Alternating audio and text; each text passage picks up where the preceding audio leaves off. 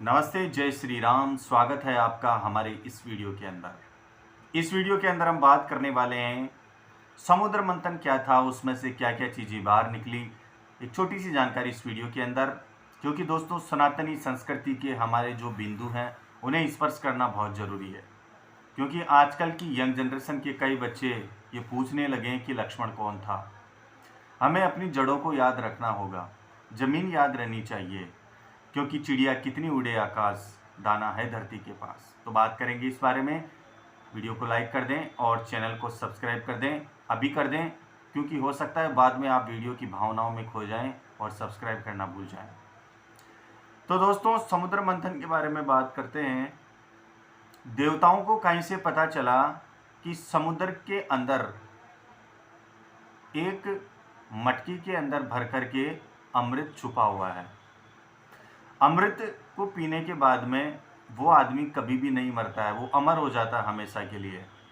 देवताओं को ये भी डर था कि गलती से अगर ये राक्षसों के हाथ में चला गया तो बहुत बड़ा अनर्थ कर सकते हैं, पाप को बढ़ा सकते हैं, धर्म का नाश हो सकता है। लेकिन देवताओं के सामने दिक्कत ये थी कि वो अकेले अपनी शक्ति के दम पर उस अमृत को बाहर नहीं निकाल सकते थे। उनको राक्षसों की सहायता की जरूरत पड़ी। तो वो एक प्रस्ताव लेकर के राक्षसों के पास में गए कि अगर अमृत निकालने में आप हमारी सहायता करेंगे तो आधा अमृत हम आपको दे देंगे और हम दोनों देवता और राक्षस अमृत पान करेंगे और अमर हो जाएंगे। तो इस बात के ऊपर राक्षस सहमत हो गए। इसके बाद में भगवान विष्णु ने एक विशाल कछुए का रूप बनाया। उस कछुए के ऊपर बड़े पहाड़ को रखा गया और शेषनाग की रस्सी बनाई गई। उस पर्वत के ऊपर उसको लपेट दिया गया शेषनाग को, और एक सिरे को देवताओं ने पकड़ा और दूसरे सिरे को राक्षसों ने। अब उसका मंथन करने लगे।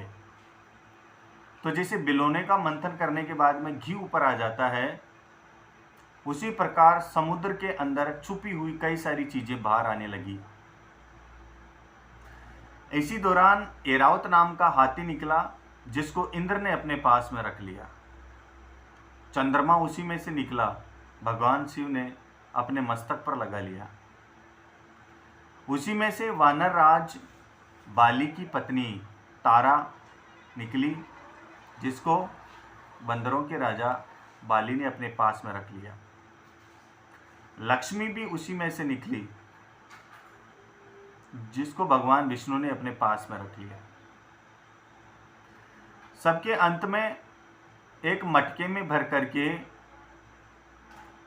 एक हलाहल कालकूट नाम का एक विष निकला। वो विष इतना भयंकर था कि अगर उसकी एक बूंद भी धरती पर गिर जाए तो सारी पृथ्वी का विनाश हो सकता था। बड़ी विकट समस्या थी। उस जहर को बाद में भगवान शिव ने पी लिया। वो जहर इतना खतरनाक था, भयंकर था, उसको पीने की वजह से भगवान शिव के गले का रंग नीला हो गया, इसलिए उनको नीलकंठ कहा जाता है। इसके बाद में दोस्तों उसमें से अमृत निकला। अमृत को देवताओं और राक्षसों ने मिलकर के बाहर निकाल करके एक सभागार के अंदर रख दिया और सभी उसके सामने बैठ गए कि अब सभी को अमृत पान करना है। अब दिक्कत यह थी कि अगर राक्षसों ने पी लिया तो बड़ा अनर्थ हो सकता था। तो भगवान विष्णु ने उस समय बहुत ही सुंदर एक लड़की का रूप बनाया और वो उनके सामने नृत्य करने लगी और अमृत का जो पात्र था वो अपने हाथ में ले लिया। उसके नृत्य को देख करके और उसकी सुंदरता को देख करके राक्षस पागल की तरह हो गए, उनको होश नहीं रहा और वो उसको देखने में मग्न हो गए। धीरे धीरे वो लड़की जो भगवान विष्णु का रूप थी, वो एक एक करके देवताओं को अमृत पान करवाती गई और राक्षसों को नहीं। लेकिन उसमें से एक राहु नाम के राक्षस को पता चल जाता है कि ये छल किया जा रहा है, देवताओं को अमृत पिलाया जा रहा है लेकिन हमें नहीं। तो देवताओं का रूप बना करके देवताओं के बीच में बैठ जाता है और एक पात्र में अमृत लेकर के जो ही पीने लगता है, भगवान विष्णु को पता लग जाता है।